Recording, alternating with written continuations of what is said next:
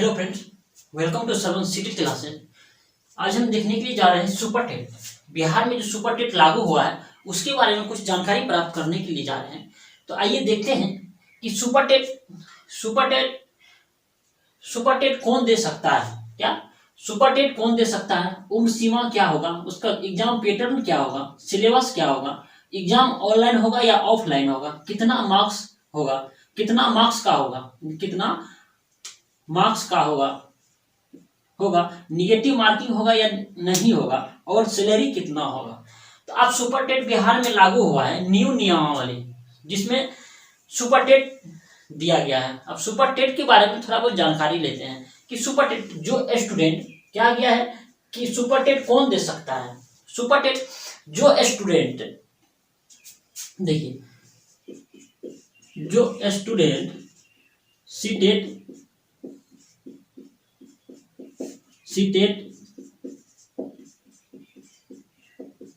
बीटेट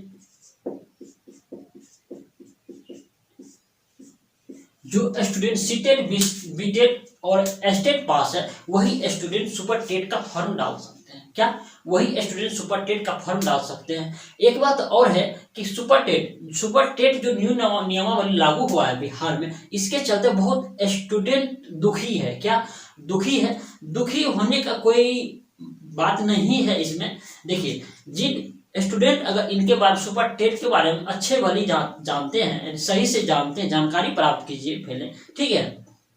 क्योंकि अगर super TET Bihar में लागू होता है, अगर लागू किया गया है, आप सुपर टेट पास कीजिए, फिर भी आप उसके बाद अगर टीचर बनते हैं बिहार में, आपको फैसिलिटी बहुत अच्छा खासा मिलेगा। ठीक है, आपको फैसिलिटी अच्छा खासा, जिस तरह से आप बीपीएससी क्वालिफाई करके एसडीएम बनते हैं, डीएसपी बनते हैं, जितना फैसिलिटी एक एसडीएम को है उतना फैसिलिटी आपको भी मिलेगा। ठीक है, अच्छा खासा सैलरी मिलेगा, राजकर्मी का दर्जा दिया जाएगा। ठीक है, राजकर्मी का दर्जा दिया जाएगा। अगर आप टीचिंग लर्निंग में आप डेथ कर जाते हैं, आपके फैमिली में किसी न किसी को, आपके फैमिली में आपके पत्नी हो या बेटा हो या बेटी हो, उसको अनुकंपा पे बहाल किया जाएगा। इस तरह का भी फैसिलिटी है, क्योंकि इससे पहले खत्म कर दिया गया था, लेकिन अब वह न्यू नियमावली में लागू कर दिया गया है। इसके लिए आप विरोधी जो कर रहे हैं, आप विरोध ना करिए, इसको पहले समझें। ठीक है, इसको पहले समझें। ठीक है, उसके बाद आइए देखते हैं कैसे कौन स्टूडेंट सुपर टेट का फॉर्म डाल सकते हैं। क्या जो स्टूडेंट सीटेट बीटेट और एस्टेट पास है वही स्टूडेंट सुपर टेट का फॉर्म डाल सकते हैं। ठीक है, उसके बाद आइए उम्र सीमा क्या होगी। इसका उम्र सीमा क्या होगी? उम्र सीमा आपका मिनिमम 21 वर्ष से मैक्सिमम 37 वर्ष का होगा। ठीक है, उम्र सीमा 21 वर्ष से लेके और 37 वर्ष तक होगा। ठीक है, उसमें कैटेगरी वाइज आपको छूट भी मिलेगा, 2 साल 3 साल का छूट भी मिलेगा। ठीक है, उसके बाद जानिए कि एग्जाम पैटर्न क्या होगा। एग्जाम पैटर्न क्या होगा? एग्जाम पैटर्न क्या होगा? हिंदी मीडियम होगा या इंग्लिश मीडियम होगा?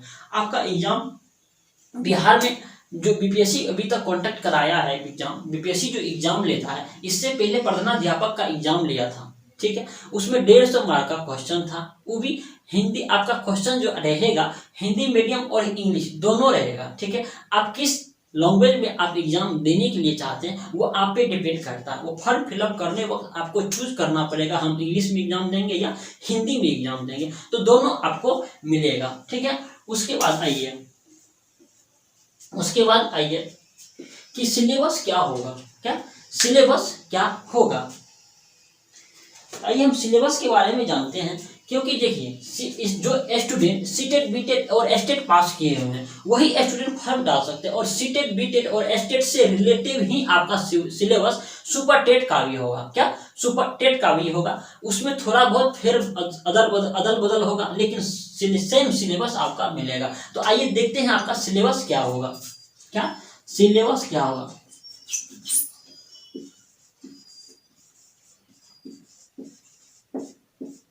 सिलेबस क्या होगा? सीडीपी 30 मार्क का होगा, child development of pedagogy 30 mark का होगा। सीटेट भी आपका एग्जाम दिए होंगे, उसमें भी आपका 30 मार्क का सीडीपी पूछता है। बीटेट भी दिए होंगे, उसमें भी पूछता है। और एस्टेट भी दिए होंगे तो उसमें भी आपका 30 मार्क का सीडीपी पूछता है। ठीक है, उसके बाद चलिए मैथ प्लस रीजनिंग मिला के 30 मार्क का होगा। एक इंक्लूड आप यहाँ पे न्यू सब्जेक्ट देखने के लिए जा रहे हैं, क्या? रीजनिंग। ठीक है, रीजनिंग। तो ये मैथ प्लस रीजनिंग दोनों मिला के आपका 30 मार्क का रहेगा। 30 मार्क का रहेगा या 35 मार्क का भी हो सकता है, कोई गारंटी नहीं है। ठीक है, 30 या 35 मार्क का भी होगा, लेकिन मिनिमम जहां तक मेरा अनुमान है कि 30 मार्क का ही आपका होगा। ठीक है, 30 मार्क का ही होगा। उसके बाद चलिए आप हिंदी और इंग्लिश दोनों मिला के 30 मार्क का होगा। कितना 15 प्लस 15। ठीक है, हिंदी प्लस इंग्लिश मिला के आपका 30 मार्क का रहेगा। ठीक है, 30 मार्क का रहेगा। 15 हिंदी रहेगा और 15 इंग्लिश रहेगा। 15 हिंदी और 15 इंग्लिश रहेगा। उसके बाद चलिए कितना मार्क का आपका हो गया? 90 मार्क का हो गया। क्या? ये 90 मार्क का आपका हो गया एग्जाम।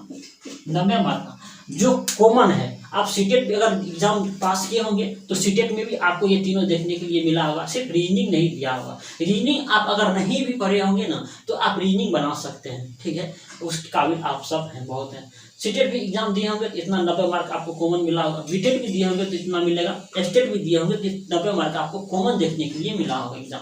अब इसके अलावा आप क्या देखते हैं? ठीक है, अब ये देखिएगा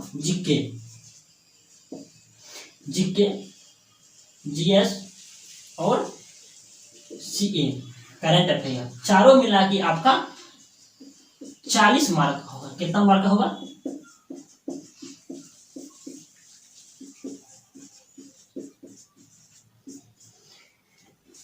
जीके, जीएस प्लस सीए यानी करंट अफेयर। ठीक है, जीके आर्ट्स पेपर हो गया, हिस्ट्री, सिविक, ज्योग्राफी सब मिला के होगा।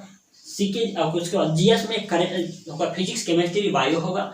ठीक है, और सीए करंट अफेयर 8 से 10 करंट अफेयर देखने के लिए मिलेगा। टोटल मिला के 40 मार्क का होगा। कितना? 40 मार्क का होगा। तो कितना आपका हो गया? 90 40 130 मार्क का हो गया। अब 20 मार्क का देखिए आपका क्या रहेगा। 20 मार्क का ईवीएस सेक्शन रहेगा।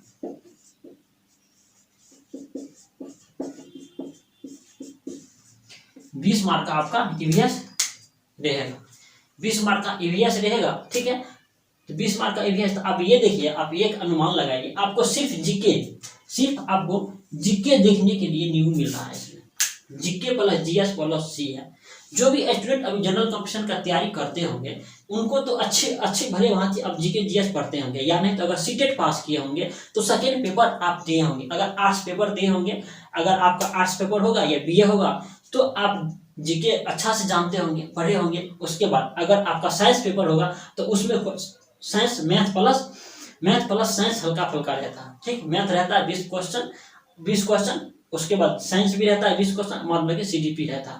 तो आप ये भी आप पढ़े होंगे। सिर्फ पढ़ना है आपको 10 मार्क करंट अफेयर, यानी सब मार्क आपका सीटेट बीटेट पे ही आपका खेला है। ठीक है, और ईवीएस भी आप सीटेट का एग्जाम देंगे तो उसमें ईवीएस भी है। 30 मार्क का ईवीएस पूछता है, इसमें आपका 20 मार्क का दिया होगा, 20 मार्क का पूछेगा। ठीक है, तो यही आपका टोटल मार्क हो गया कितना?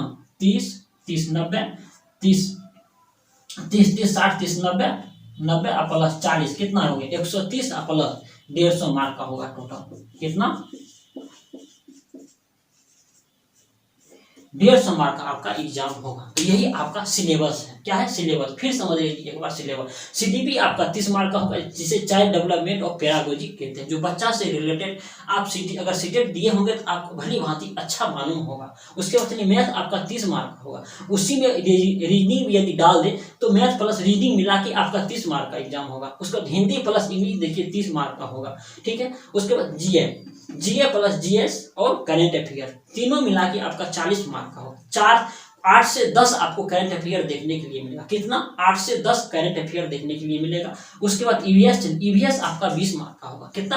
टोटल मिला के 150 मार्क का होगा। यही आपका सुपर टेट का सिलेबस। क्या है? यही आपका सुपर टेट का सिलेबस होगा। इससे बाहर एक भी नहीं होगा जहां तक मेरा संभावना है, क्योंकि अभी तक जारी नहीं किया है सिलेबस, लेकिन इससे बाहर आपका एक भी नहीं होगा।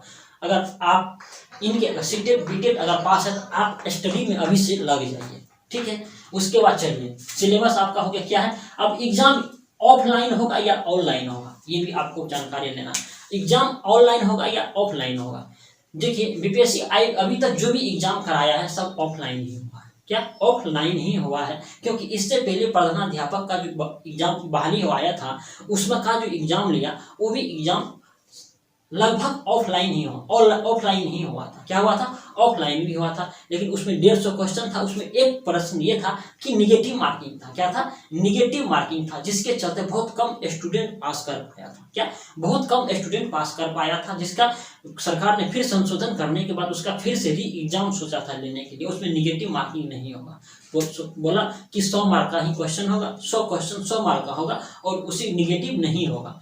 तो उसी के चलते कहते हैं, जहां तक मेरा संभावना है कि आपका एग्जाम ऑफलाइन ही होगा। क्या होगा, ऑफलाइन बेस ही होगा। इसमें कोई घबराने की आवश्यकता नहीं है, ठीक है। उसके बाद आइए कि कितना मार्क्स का होगा, कितना मार्क्स का होगा, ये तो आप जान गए, ये 150 मार्क का होगा। कितना,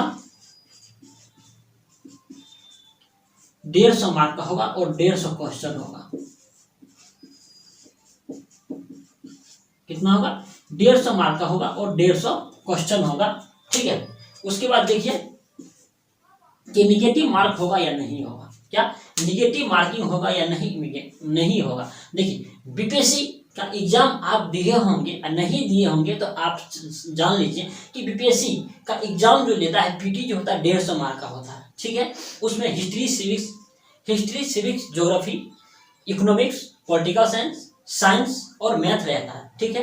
टोटल मिला के 150 मार्क का रहता है और 150 क्वेश्चन रहता है। उसमें नो निगेटिव रहता है। क्या, नो निगेटिव रहता है। यदि आपका सुपरटेट बीपीएससी आयोग ने करवा रहा है एग्जाम तो इसमें भी नेगेटिव मार्किंग नहीं होना चाहिए, ठीक है। निगेटिव मार्किंग नहीं होगा, ठीक है।